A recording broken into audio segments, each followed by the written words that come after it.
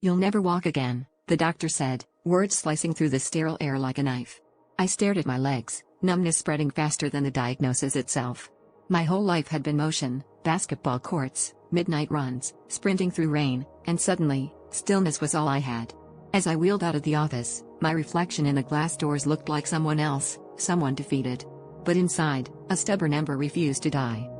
Days blurred into weeks, each one starting with the same question: what if the doctor was wrong? I taped running medals above my bed, not as reminders of what I'd lost, but as blueprints for what I had to reclaim. Physical therapy became my battleground. I failed, fell, and cried, sometimes all before noon. But every tiny twitch in my toes, every flicker of movement, felt like a secret rebellion against the limits stamped on my chart.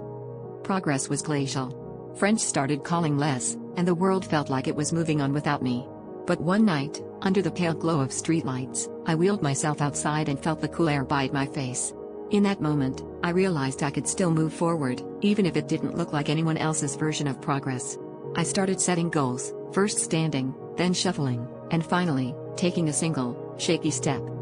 Months later, against all odds, I ran, awkward, unsteady, but free. I wasn't running away from my diagnosis, I was running toward everything I refused to lose. Limits, I learned, aren't finished lines, they're just starting blocks. When someone says you can't, remember, the only blueprint you need is belief that the story isn't over.